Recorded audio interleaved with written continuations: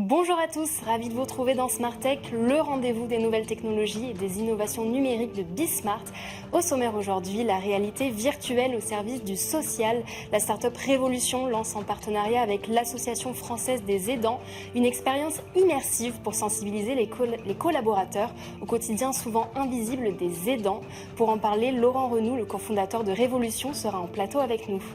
Puis focus sur la cybersécurité européenne à l'occasion du Paris Cyber Summit. Nous allons dresser ensemble un état des lieux des menaces actuelles avec l'éclairage d'Anouk Tellier, directrice de la stratégie chez Arfang Lab. Enfin, dans notre rendez-vous dédié au monde du logiciel libre, nous reviendrons sur un navigateur repensé de A à Z, libre, indépendant et 100% européen. C'est le pari de Lady Bird, dernier projet du créateur de Serenity OS. Jean-Paul Smets, le PDG de Rapid Space, sera en plateau pour nous apporter tous les détails. Voilà pour le programme Smart Tech, c'est parti.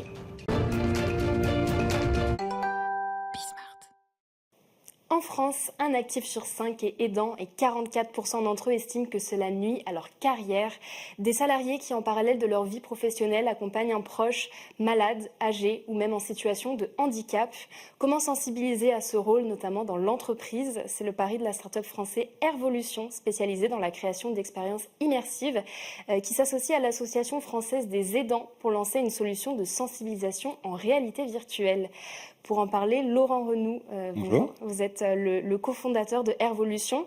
Est-ce que vous pouvez nous rappeler déjà ce qu'on entend par aidant et en quoi ça concerne aussi le monde de l'entreprise? Exactement, donc merci pour cette invitation. Donc un aidant, c'est tout simplement une personne qui s'occupe d'un proche en perte d'autonomie, dû à la vieillesse, dû à la maladie, dû à l'handicap. Il y a en France donc entre 9 et 12 millions d'aidants en France, dont un salarié sur 5 actuellement et 1 sur 4 le sera en 2030, donc très rapidement. Et Sachant que c'est en plus un peu compliqué de le mesurer. Exactement, voilà pourquoi, d'où cette fourchette entre 9 et 12 millions, j'ai même vu sur le site d'un assureur 14 millions. Donc effectivement, ici, c'est toujours difficile d'en mesurer parce que les gens n'en parlent pas toujours. Et un salarié sur deux, un aidant sur deux ne sait même pas qu'il en est un. Donc voilà pourquoi c'est encore plus difficile de mesurer cet impact. Mais en tout cas, on sait qu'il y en a de plus en plus dû à le vieillissement de la population. Et donc vous avez développé une solution, je le disais, Alliance France a été la première entreprise à expérimenter le dispositif que vous proposez. Est-ce que vous pouvez nous expliquer concrètement en quoi consiste cette expérience? Complètement, donc on s'est associé également à des experts qui est l'Association française des aidants. L'idée de notre film, c'est justement de s'immerger dans la peau des dents. Donc on a créé un scénario qui dure une petite douzaine de minutes, dans lequel on prend si on est dans la peau de 2 aidants. Tout cela est complété par un module interactif pour aller plus loin, ainsi que des questions-réponses. Donc les apprenants ont tous le casque, répondent aux questions, regardent exactement le casque de réalité virtuelle, donc jusqu'à 12 personnes par heure. Ils regardent le film, ils répondent aux questions et il y a le module interactif qui vient derrière. Et tout cela est complété par la suite par un animateur qui est également présent pour recueillir un petit peu les avis des personnes et puis aller plus loin également pour leur apprendre des choses. D'accord. Et pourquoi vous avez choisi la réalité virtuelle pour ce type d'expérience? Qu'est-ce que ça permet en fait? 2 choses. Tout d'abord, quand les personnes sont dans le casque de réalité virtuelle, ils ne sont pas en train de regarder leurs notifications qui arrivent sur le téléphone ou alors être dérangés par un collègue. Donc déjà, ça permet une première chose, c'est-à-dire qu'ils sont immergés dedans et ils prennent. Donc on est actif. Exactement, ils sont actifs. Et deuxième raison, la réalité virtuelle permet ce qu'on appelle l'effet Proteus. C'est un phénomène psychologique qui fait qu'on s'identifie à la personne que l'on incarne. Ce qui fait que ça booste l'empathie et donc grâce à ça, j'arrive à comprendre ce que la personne ressent. Et d'ailleurs, vous parlez d'identification, je crois même que dans l'expérience, en fait, c'est une histoire basée sur des faits réels, c'est ça? Avec des personnages, en fait, on suit un peu la vie des dents qui pourraient exister, même qui existent. Qui existe, c'est pour ça qu'on s'est associé à l'Association française des aidants et les retours qui en sont faits, c'est vraiment, j'ai l'impression d'être avec mon papa, en fait. Donc l'objectif est vraiment là, c'est s'identifier pour mieux comprendre les choses. Et justement, est-ce que les effets d'une telle expérience sont mesurables?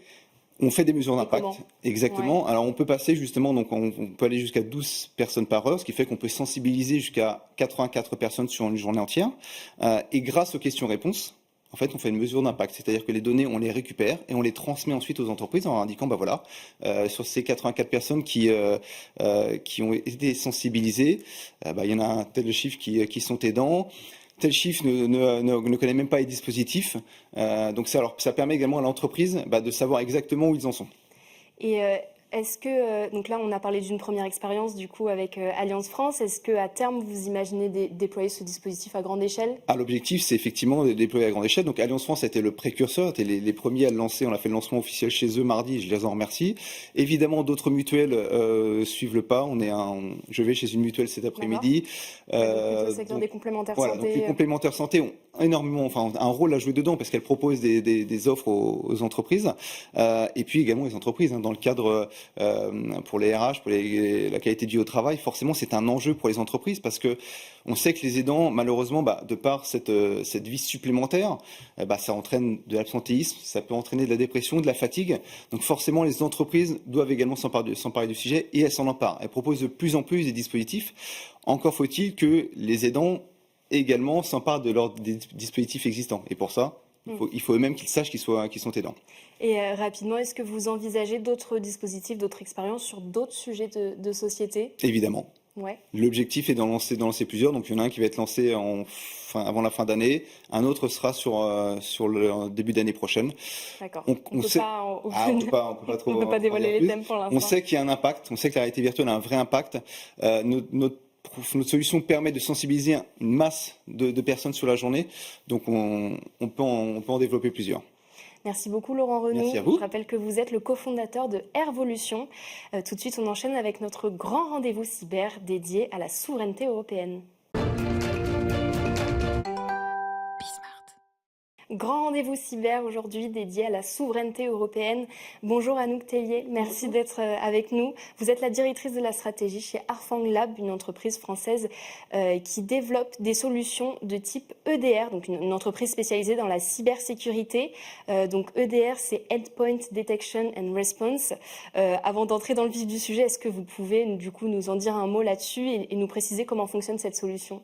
Oui, tout à fait. Donc c'est Arfang Lab, on développe des logiciels. Donc cet EDR, c'est un logiciel qui se déploie sur les postes de travail et sur les serveurs des organisations, publiques comme privées, et qui vise à prévenir, détecter et puis bloquer les cyberattaques. D'accord. Aujourd'hui, on protège un peu plus de 2 millions de postes de travail et de serveurs. Et ça fonctionne avec l'IA? Ça fonctionne avec l'IA. À la fois pour détecter les menaces et également pour aider les analystes qui au quotidien vont investiguer, trier ces menaces.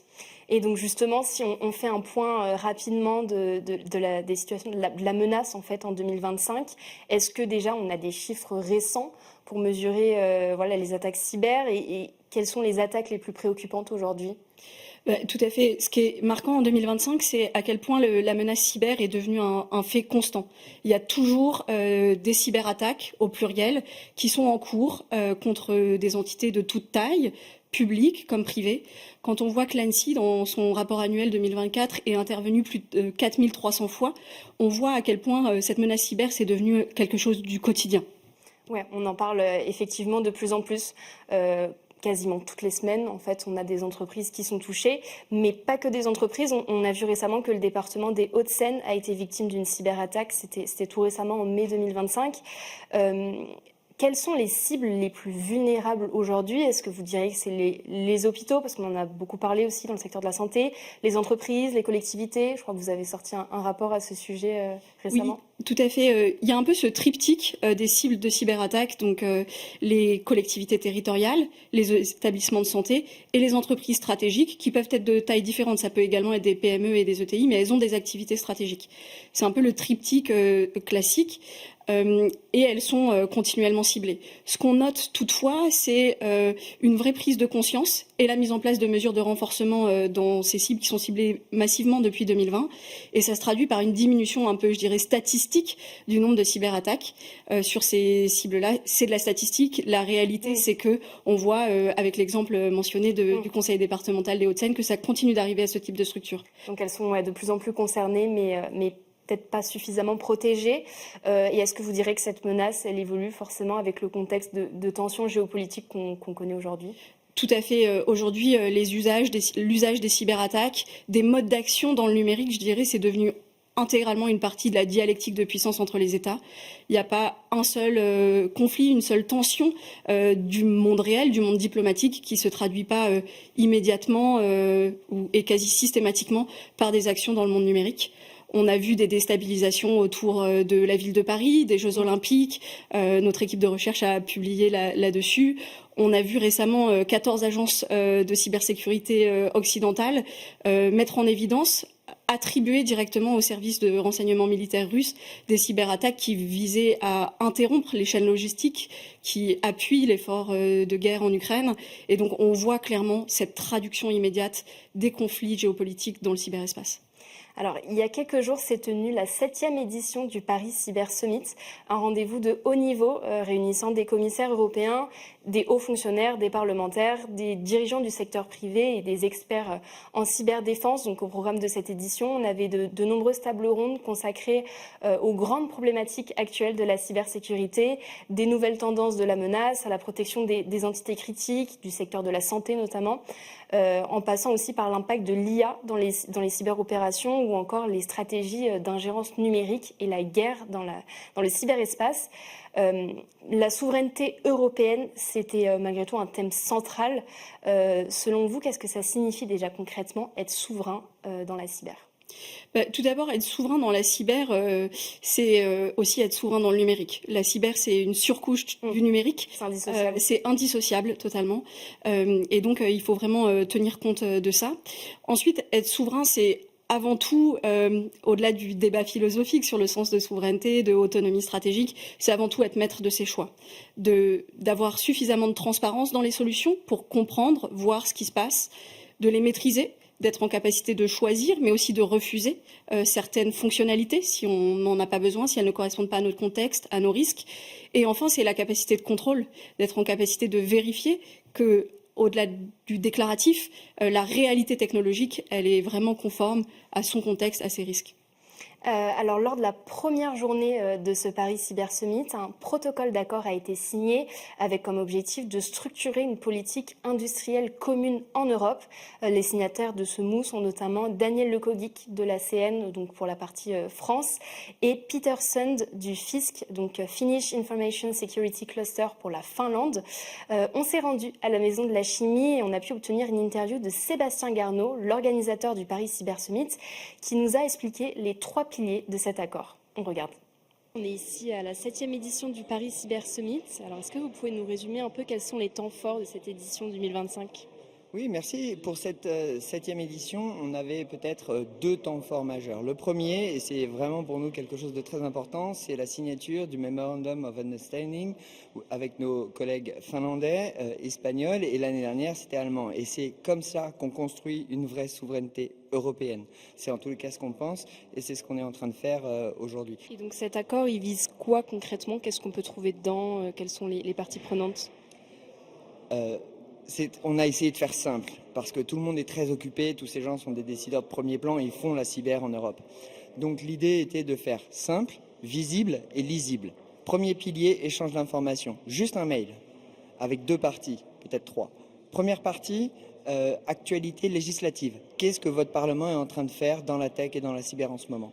Deuxième sujet, avez-vous des expériences sur des menaces, des attaques ongoing, désolé, l'événement est en anglais, donc j'ai l'anglais qui vient, mais en ce moment, qu'est-ce qui se passe sur le front de la menace ? Premier pilier, échange d'infos, ce qui nous oblige à partager et à communiquer ensemble. Premier sujet. Second sujet, la politique industrielle européenne. Ce matin, la commissaire Virkkunen a rappelé l'importance de construire cette politique publique. Elle l'avait déjà fait à Munich et ici à Paris, elle le rappelle. Nous, secteur privé, on ne veut pas rappeler qu'il faut le faire, on veut le faire. Et donc pour le faire, on avait besoin de 2 choses. Se connaître et donc avoir confiance et avoir un cadre de travail. C'est donc ce qu'on a, c'est le deuxième pilier, travailler sur cette politique industrielle avec une première étape. Qu'est-ce que ça veut dire ? De quoi on parle ? Troisième élément, tout le monde cherche de l'argent. Et la Commission européenne a plein de projets européens qui ne sont pas adressés, sur lesquels il n'y a pas de réponse et donc l'argent dort à Bruxelles. Nous avons décidé d'aller chercher cet argent ensemble. Et comment le faire ? On va identifier 1, 2, pas 3, 2 projets et sur lesquels on va monter en européen pour aller chercher ces fonds et donc participer à la fois à la résilience de nos États membres, mais aussi au rehaussement de notre activité économique et c'est comme ça qu'on fait de la souveraineté. Merci beaucoup. Merci.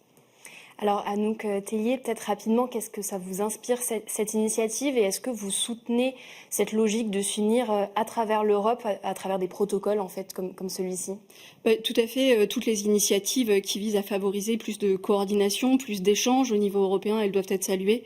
C'est comme ça qu'on construira une défense solide pour nos économies et nos sociétés en Europe. Et est-ce que selon vous, ça permet vraiment de passer à l'action concrètement? C'est un peu tôt pour le dire dans ce cas précis, mais déjà c'est un premier pas de réussir à se mettre d'accord, de réussir à se fixer des priorités au profit de la cybersécurité européenne. Alors justement, lors de ce Paris Cyber Summit, on a également croisé Daniel Lecoguic, le président de l'ACN, qui est l'un des signataires de cet accord. Et c'était l'occasion de lui demander justement si, selon lui, l'Europe est sur la bonne voie en matière de souveraineté. La souveraineté européenne, c'était un thème majeur aujourd'hui. On sait qu'il y a eu la signature d'un accord. Est-ce que vous trouvez qu'on est sur la bonne voie? Moi, je trouve qu'on est sur la bonne voie parce qu'on a des capacités de recherche et développement, on a des compétences, donc on a des entreprises aujourd'hui. Il n'y aura pas de souveraineté s'il n'y a pas d'entreprises qui maîtrisent les technologies et qui les développent. Maintenant, il y a une prise de conscience à avoir des gouvernements.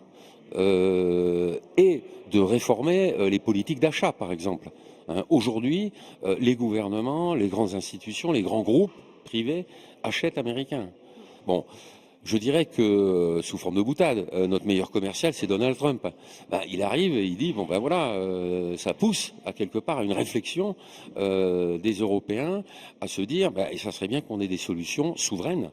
Je vais vous donner un exemple, qui est connu par tous les médias aujourd'hui et par le public, c'est VMware, qui a été largement utilisé et acheté par les grands donneurs d'ordre publics et privés. Et comme il a été racheté par Broadcom a augmenté de 50% les prix des licences. Ils se plaignent tous.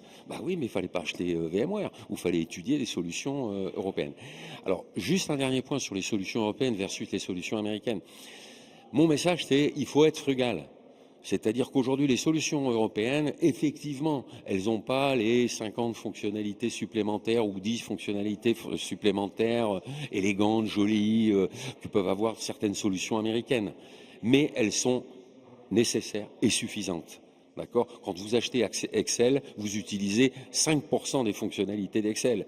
Aujourd'hui, dans la cybersécurité, achetez des solutions françaises. Elles sont très suffisantes et couvriront tous les aspects qui sont importants pour votre compliance. Merci beaucoup.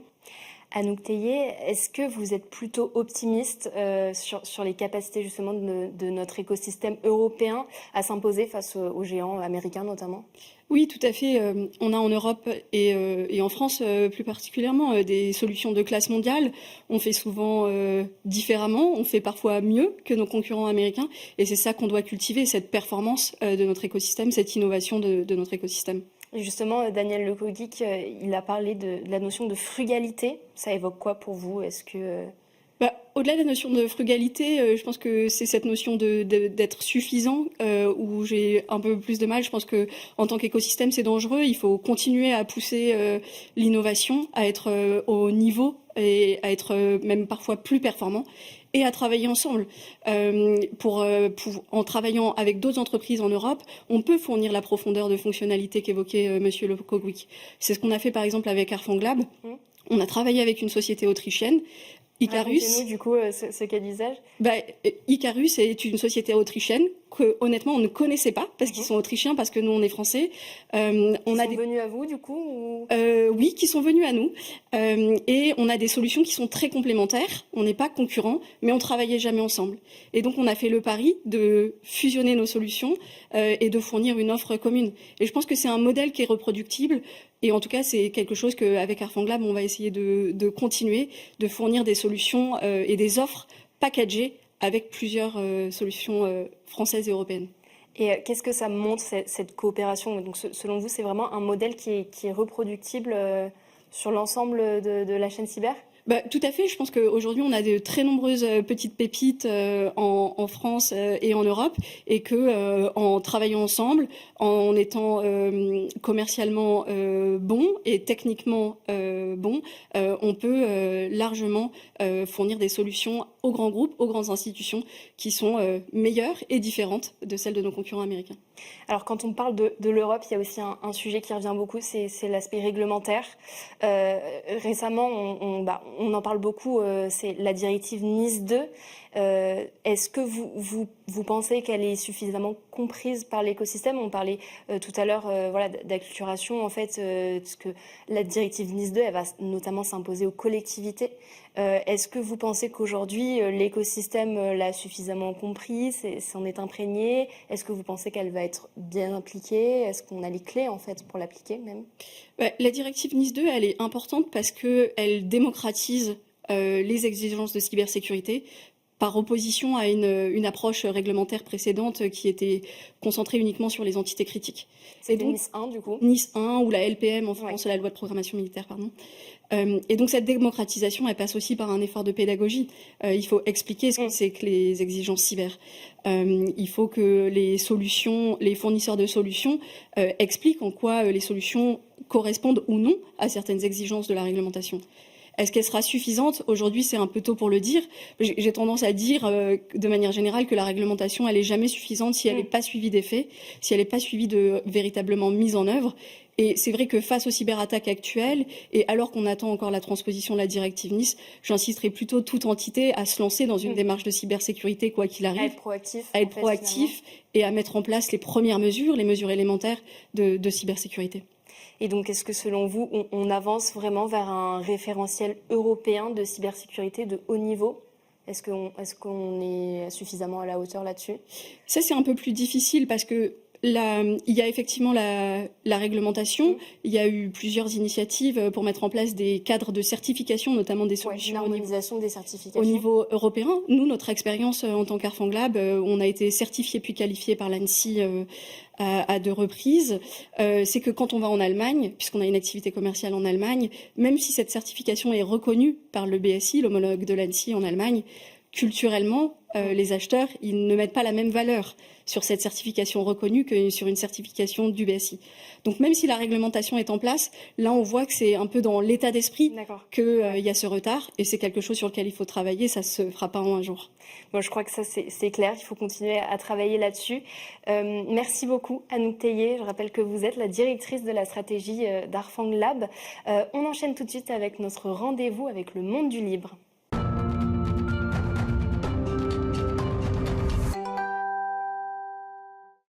On termine cette édition avec Jean-Paul Smets, le PDG de Rapid Space, pour notre rendez-vous avec le monde du libre.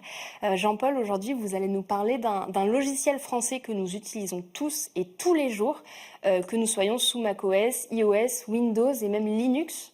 Exactement. En fait, c'est un logiciel français qui a été écrit par un Français, David Faure. En fait, en 1998, le directeur de l'Agence nationale de la sécurité des systèmes d'information déclarait à l'Assemblée nationale « Le développement logiciel n'est pas le point fort de la France et ne l'a jamais été ». Ça m'avait beaucoup choqué. Je me disais, mais qu'est-ce qu'on a comme exemple pour montrer que c'est pas vrai, que c'est injuste de dire ça, est-ce qu'on n'a pas un logiciel qu'utilise absolument tout le monde, tous les jours, lui-même d'ailleurs. Et donc, je pensais à Linux.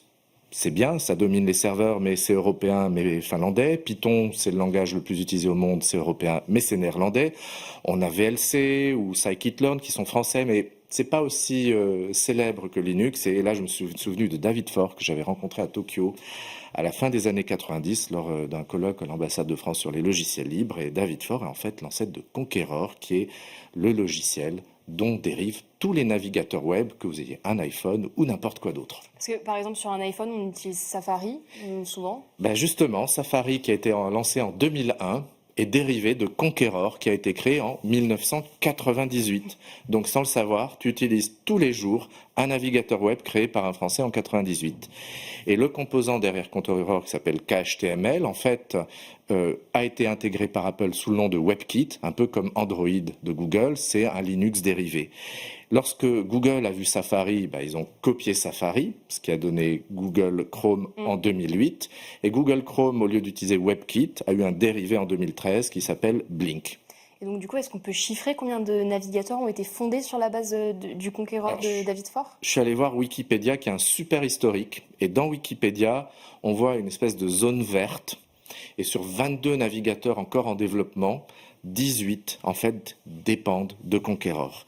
Et peu à peu, Conqueror a mangé tous ses concurrents. Donc c'est plus d'Internet Explorer, mais Edge, plus d'Opera développé indépendamment, mais ça dérive de Blink qui dérive de Conqueror. Et on voit qu'aujourd'hui, 95% des usages du web et de la base installée sont des dérivés du Conqueror de David Fort de 98. Donc je pense qu'on tient notre exemple. Ouais. Le logiciel qui est le plus utilisé au monde, par tout le monde, c'est pas Linux, c'est pas Windows, c'est Conqueror et ses dérivés sur les téléphones de tout le monde, comme sur celui du directeur de l'Agence nationale des systèmes d'information. Ça n'a pas été fait tout seul. Il y a eu Lars Knoll, Tobin Weiss, Valdan Bastian et bien d'autres qui ont aidé au développement. C'est une belle coopération européenne, une belle coopération publique-privée, avec du libre et du propriétaire qui marchent ensemble. Et du coup, tout à l'heure, vous disiez que seuls 3 navigateurs web dépendent de Mozilla. Oui, il y a SeaMonkey, Firefox et un autre. On a également NetSurf, qui est un développement indépendant. Et aujourd'hui, c'est plus rien. C'est moins de 5% du marché. Et alors, pourquoi on a 18 versions différentes de navigateurs qui sont dérivés de Conqueror? Alors, il y a une partie qui est facile. Donc, Conqueror, Apple fait sa version, veut son branding et sa culture technique, ça donne Safari. Google n'a pas envie de faire du Safari, donc ça s'appelle Chrome. Microsoft va avoir Edge parce qu'il ne veut pas dire qu'il fait du Google. Donc, ils vivent chacun leur vie, Google, Microsoft, Apple, avec en gros la même famille de code, mais avec leur logo, leur marque, leurs petites adaptations techniques. Ça, c'est une partie. Mais l'autre partie, c'est lié à des différences liées à l'éthique. Donc à la protection de la vie privée. Pas seulement. Donc, par exemple, GNU IceCat, c'est un navigateur web pour les vrais libristes purs. Quand on fait du logiciel libre, on veut un logiciel libre sur son laptop. Et quand on consulte un site web, on veut que les JavaScript qu'on télécharge et qui s'exécutent soient aussi libres. Et donc, IceCat bloque tous les JavaScript pas libres. Donc, ça peut paraître un peu extrême, mais si on veut faire de la vraie sécurité, contrôler ce qui s'exécute, ça évite énormément d'attaques. Après, tu as raison, dans la plupart des cas, on est sur de la protection de la vie privée. En gros, on enlève de Google Chrome tout ce que Google avait ajouté à Conqueror. C'est à peu près ça. Donc Iridium en Allemagne a une belle solution de navigateur pour entreprise, facile et gérée, qui met la sécurité par défaut à 2048 bits, qui évite toutes sortes de, de failles. On a ClickZ, qui est une société qui a été fondée par Jean-Paul Schmetz, mon homonyme, qui avait fait un moteur de recherche et un navigateur. Le moteur de recherche a été intégré ensuite à Brave. Brave, très connu pour la protection de la vie privée, comme Bromite ou encore un Google Chromium. On a une belle offre. Et aujourd'hui, il y a des nouveaux projets de navigateurs web libres où il y a des nouvelles innovations dans le domaine? Alors, il y en a deux. La première, c'est que les navigateurs comme Brave ou encore mieux comme Aggregor intègrent la fonction serveur web et serveur d'intelligence artificielle, ce qui fait qu'on n'a plus besoin de cloud. Donc, on installe un navigateur, on dépend de personne, même s'il y a la guerre, même des sanctions, tout va marcher, on pourra faire du web tout seul. Et la deuxième grande innovation, c'est Andreas Kling, qui est l'auteur d'un système d'exploitation européen Serenity OS, qui est un plan B à Linux, qui est complètement indépendant et résilient, a aussi fait un plan B à Conqueror qui s'appelle Ladybird, développement à partir de zéro, d'une source complète de nouveaux navigateurs web. C'est tellement bien que Chris Van Straat, qui est un des fondateurs de GitHub, en a fait une fondation avec lui, et on a aujourd'hui enfin une alternative à Conqueror, qui est à nouveau européenne et libre. Donc en quelque sorte, le renouveau du web libre, c'est Ladybird et c'est à nouveau européen. Hyper intéressant. Merci beaucoup Jean-Paul Smets. Je rappelle que vous êtes le PDG de Rapid Space. Merci beaucoup à tous de nous avoir suivis. C'était Smart Tech.